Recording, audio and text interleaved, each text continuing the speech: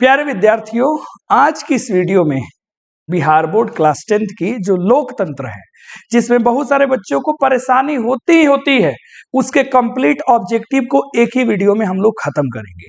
और जितने भी विद्यार्थी एग्जाम देने वाले हैं या फिर वो 10वीं क्लास की तैयारी कर रहे हैं, उनके लिए वीडियो बहुत ही ज्यादा इंपॉर्टेंट है। तो वीडियो को अभी से लेकर के लास्ट तक देखना और ये तुम्हारी तैयारी में 4 चांद लगा देना और कमेंट करके बताना अगली वीडियो तुमके किस पर चाहिए। चूंकि समय कम है, तैयारी बेहतरीन होनी चाहिए। आ जाओ, तो आते हैं, सबसे पहला क्वेश्चन देखते हैं। भारत में कहां औरतों के लिए आरक्षण की पूरी व्यवस्था की गई है? तो बताना जरा। लोकसभा में नहीं, विधानसभा में, मंत्रिमंडल में नहीं। करेक्ट आंसर होगा पंचायती राज संस्थाओं में। अगले क्वेश्चन की तरफ आ जाओ। अगला क्वेश्चन देखो जरा क्या क्या लिखा हुआ है कि अलग अलग भाषा बोलने वाले लोगों के आधार पर सामुदायिक सरकार का गठन जो किया गया, वो किस देश गठन करने का अधिकार किस देश के नागरिकों को दिया गया था? भारत को, श्रीलंका को। करेक्ट आंसर हो जाएगा बेल्जियम को। अगला देखो, इंडिका, ये बहुत बार पूछा हुआ है प्यारे बच्चों। इंडिका जो पुस्तक है, इसके लेखक कौन है? मेगास्थनीज। अगला क्वेश्चन देखना, भारतीय संविधान के अनुसार भारतवर्ष को घोषित किया गया है। भारतवर्ष को क्या कहा गया? हिंदू राज्य? नहीं। धर्म सापेक्ष राज्य? बिल्कुल नहीं। बहुभाषीय राज्य या धर्मनिरपेक्ष राज्य? करेक्ट आंसर हो जाएगा धर्मनिरपेक्ष राज्य। अगला क्वेश्चन देखो, इनमें से किस संस्था में महिलाओं को 50% का रिजर्वेशन है, आरक्षण दिया गया है? किसमें?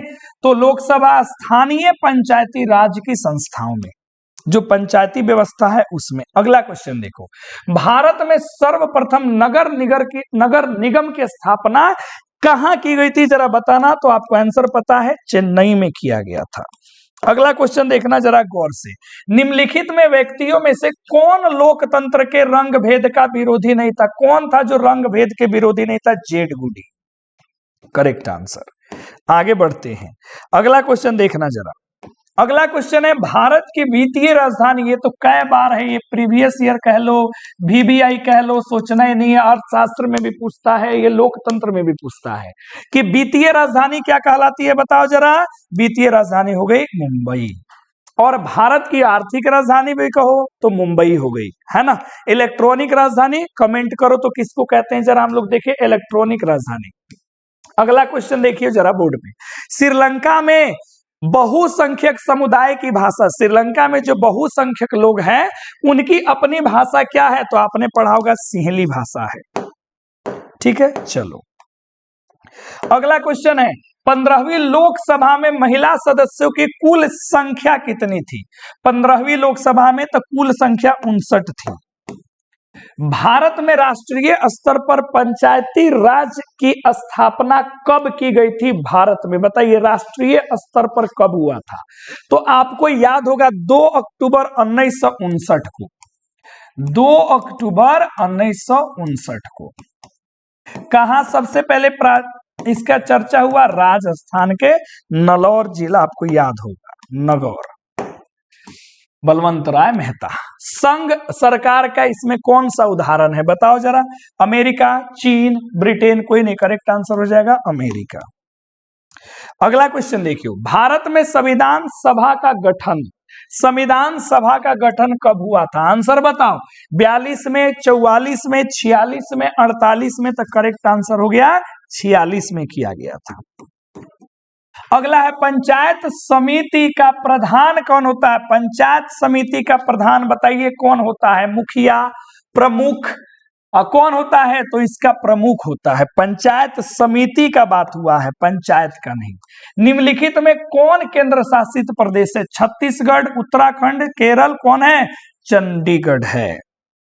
तो आसान है। पंचायती राज व्यवस्था सबसे पहले भारत के किस राज्य से इसकी शुरुआत हुई थी?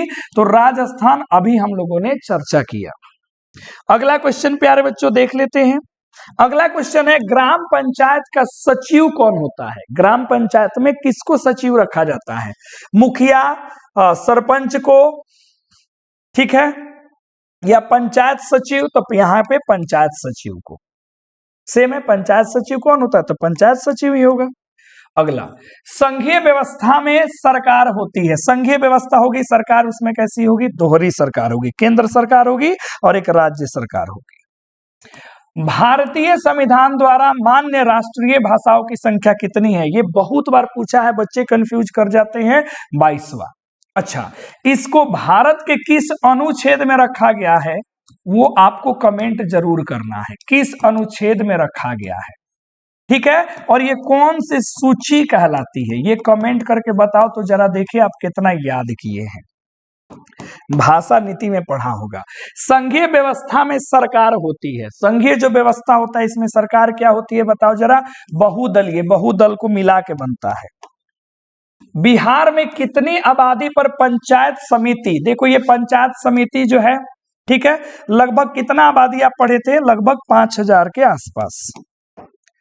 भारतीय स्वतंत्रता अधिनियम 1947 के तहत भारत में उस समय देश की रियासतें कितनी थी? यानी कि जब हमारा देश 1947 में आजाद हुआ था तो भारत में कुल कितने रियासत था, कितना राजा था लोग? तो 563 गो, ठीक है। अगला पढ़ो।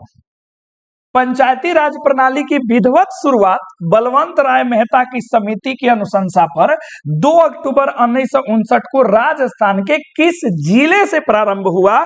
तो याद होगा, ये कोनो सही नहीं होगा, करेक्ट होगा नागौर जिला। संघ राज्य की विशेषता क्या नहीं है? लिखित संविधान, शक्तियों का विभाजन, ये विशेषता नहीं है, ठीक है। आगे आ जाओ।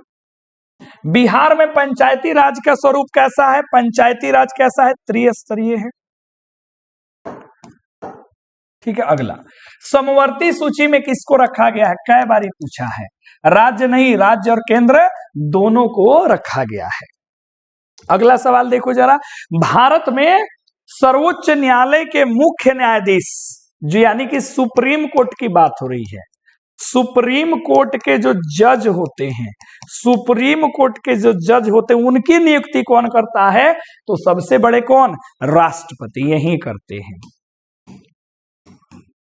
अगला क्वेश्चन देखो, आधुनिक युग में प्रत्यक्ष लोकतंत्र आज कहां है? प्रत्यक्ष लोकतंत्र France, Britain, Switzerland, correct answer हो जाएगा स्विट्जरलैंड में। आ जाओ अगले क्वेश्चन पे देखो। अगला सवाल है, भारतीय संघ में किस राज्य को विशेष राज्य का दर्जा दिया गया? इसी विशेष राज्य के दर्जा को देकर बात को लेकर के नीतीश कुमार आए थे, है ना, लेकिन ज्यादा वो फोकस नहीं किए, ध्यान नहीं दिए। आ जाओ, तो क्या किनको दिया गया? जम्मू कश्मीर को। अगला क्वेश्चन देखो, भारत में योजना आयोग का गठन कब किया गया था? योजना आयोग तो 15 मार्च 1950। योजना आयोग के जो अध्यक्ष होते हैं वो भारत के प्रधानमंत्री होते हैं, ठीक है। तो ये भी पूछा हुआ है कि भारत के योजना आयोग के प्रथम अध्यक्ष कौन थे? पंडित जवाहरलाल नेहरू। आगे देखो, अगला क्वेश्चन देखो, निम्न में कौन सा पंचायती राज के त्रिस्तरीय संरचना का भाग नहीं है? ग्राम पंचायत है, पंचायत समिति है, जिला परिषद है, ये तो कुछ राज्य परिषद हो भी नहीं करता है। करेक्ट आंसर हो गया ये वाला डी। नगर निगम के निर्वाचित प्रधान को, नगर निगम में जो निर्वाचित प्रधान होता है उसको क्या कहा जाता है? महापौर कहा जाता है। बिहार पंचायत राज अधिनियम 2006 के अनुसार ग्राम पंचायत की स्थापना के लिए न्यूनतम जनसंख्या कितनी होनी चाहिए? यानी कि अगर एक हमें पंचायत को बनाना है, एक पंचायत बनाना है, तो कम से कम न्यूनतम कितना जनसंख्या होना चाहिए? लगभग 7000। इससे थोड़ा ज्यादा हो तो कोई दिक्कत नहीं है, लेकिन इतना होना मिनिमम चाहिए।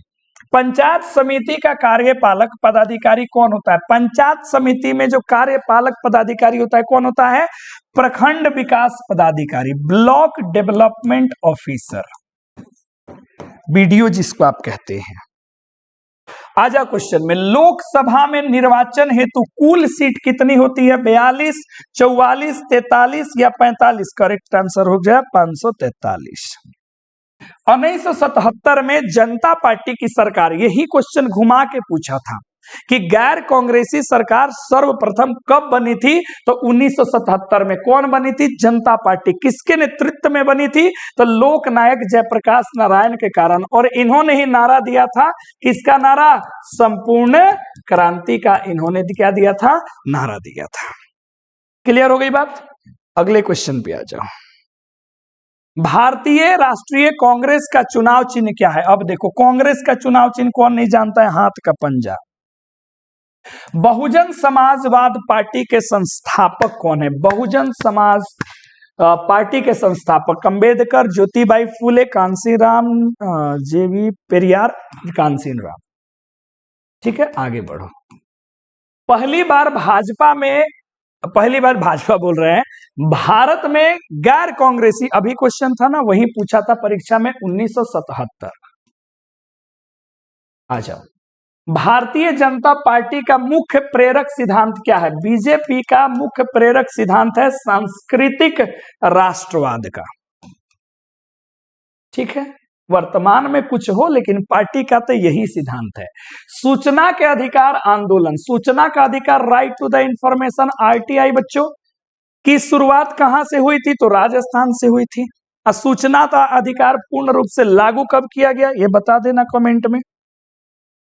जनता दल यूनाइटेड पार्टी का गठन कब किया गया था? तो 1999 में। जेडीयू यही है जिसके आज सीएम अपने हैं नीतीश कुमार। गठबंधन की सरकार जो बनती है उसकी पकड़ प्रशासन पर कैसी होगी? जाहिर सी बात है कि ढीली हो जाएगी। सवाल देखो, किस देश में बहुदलीय व्यवस्था नहीं है? कौन सा देश है जहां पे एक से ज्यादा दल नहीं है? तो ब्रिटेन में। बांग्लादेश में तो बहुते हैं, भारत में बहुते हैं, पाकिस्तान में बहुते हैं, ब्रिटेन में नहीं है। नर्मदा बचाओ आंदोलन किससे संबंधित है? पर्यावरण से, है ना, पढ़ा होगा आपने। भारत में सूचना अधिकार की मांग किस राज्य से? ये तो क्वेश्चन कई बार आ गया, राजस्थान से। कब ये लागू हुआ? अभी हम बोले हैं 2005 में। अगला देखो, ताड़ी विरोधी आंदोलन पढ़ा होगा, किस प्रांत, किस राज्य से शुरू हुआ? तो आंध्र प्रदेश से। अगला क्वेश्चन देखिए जरा ध्यान से। भारतीय जनता पार्टी का चुनाव चिन्ह क्या है? चलो इसको छोड़ देते हैं, कमल छाप। भारत में दल बदल कानून कब लाया गया था? लागू कब हुआ था दल बदल कानून? बताइए फटाफट। ठीक है, बोलिए। 1985, डेट था 5 मार्च 1985। बहुत सुंदर। अगले क्वेश्चन पे आते हैं। भारतीय राष्ट्रीय कांग्रेस का गठन कब हुआ था? ये तो आपने इतिहास में एकदम भर भर के पढ़ा है कि कब हुआ था। तो प्यारे बच्चों आपको पता है 1885 में। अगला क्वेश्चन, 15वीं लोकसभा का चुनाव खत्म कब हुआ था? बताओ, ये तो नहीं पूछना चाहिए सवाल। 2009 में। इनमें कौन सा तत्व लोकतंत्र की स्थापना का बाधक है? पूंजी नेता, सबसे खतरनाक है अशिक्षा, यही बाधक है लोकतंत्र का। आ जाओ, अगला क्वेश्चन देखते हैं। लोकतंत्र में सरकार किसके प्रति उत्तरदायी होती है? संसद जनता के प्रति। लोकतंत्र में चुनाव में भाग लेने और अपने प्रतिनिधियों को चुनने का अधिकार किसे है? तो अपने जनता को है। जहां भी लोकतंत्र की बात है तो जनता। निम्नांकित कारकों में लोकतंत्र की उपलब्धियों को मूल्यांकन की सही कसौटी का आधार क्या है? उत्तरदायी शासन व्यवस्था। एक ऐसी शासन व्यवस्था हो जो क्या हो? उत्तरदायी हो। जमा पूंजी, विविधता नहीं, समय धन नहीं। अगला क्वेश्चन देखना। विश्व का सबसे बड़ा लोकतांत्रिक देश कौन है? तो अपना ही है, गर्व से कहो भारत। भारतीय लोकतंत्र के कितने अंग है? 3। आपने पढ़ा होगा कार्यपालिका, जल्दी बताओ अगला। तो विधायिका, एक और तुमने पढ़ा होगा, जल्दी बताओ। न्यायपालिका, पढ़ा भैया। और चौथा स्तंभ किसको कहा जाता है? ये आपका सेंटअप एग्जाम में पूछा था ना, तो बहुत बच्चा नहीं बना पाया था। प्रेस को कहा जाता है चौथा स्तंभ। प्रेस यानी कि पत्रकार लोग जो होते हैं, पत्रकार लोग, यूट्यूबर वाला नहीं, नौटंकी वाला सब नहीं, जो जेन्युइन है। आगे देखो, पुष्प कमल दहल जैसे प्रचंड की बात आ जाए तो देश कौन हो जाएगा? नेपाल, है ना। सप्तदलीय जो बनाया गया था नेपाल में, याद रखना, है ना। हमने तो पूरा चैप्टर आपको रीड करके भी समझाया था। किस देश के राष्ट्रवादी नेता आंग सान सू की 15 वर्षों तक, अभी तो आपने पढ़ा इंग्लिश में, म्यांमार, है ना। चलो, वर्मा म्यांमार एक ही है। क्षेत्रवाद की भावना का क्या कुपरिणाम होता है? अगर आप कहते हैं कि हम बिहारी है, हम गुजराती हैं, हम मराठी है, तो ये हमें कहां ले जाएगा? क्षेत्र से लगाव कभी नहीं, राष्ट्रहित कभी नहीं, एकता कभी नहीं। ये क्या करेगा? अलगाववाद की तरफ हमें और आपको लेकर के बढ़ेगा। अगला क्वेश्चन, जल संकट में लोकतांत्रिक चुनौतियों के रूप में उभरी जल संकट किस देश में हुआ था? ये बोलीविया में। आगे बढ़ो। भारतीय लोकतंत्र की कमजोरी को दूर करने का सबसे अच्छा उपाय क्या है? सुधारात्मक कानूनों का क्या करना? निर्माण करना। अगला क्वेश्चन देखो जरा, लोकतंत्र के मार्ग में सबसे बड़ी बाधा जातिवाद और क्षेत्रवाद। लास्ट सवाल है, लोकतंत्र जनता का, जनता द्वारा, जनता के लिए शासन है यह कथन किसका है? ये जो कथन है किसका है? तो अब्राहम लिंकन का है। प्यारे बच्चों, ये कंप्लीट क्वेश्चंस हो गया आपके लोकतंत्र का। और याद रखना 4 साल का PYQ प्रीवियस ईयर जरूर पढ़ लीजिएगा। दोनों पाली का एक भी क्वेश्चन इधर से उधर जाने वाला नहीं है। तब तक के लिए बहुत बहुत धन्यवाद। जल्द मिलते हैं अगली शानदार वीडियो के साथ। तो नए हो तो क्या कर देना, समझ ही रहे हो, सब्सक्राइब। पुराने हो तो लाइक कर लो, अच्छा कमेंट करो, दोस्तों में जल्दी शेयर करो। फिर मिलते हैं अगली वीडियो।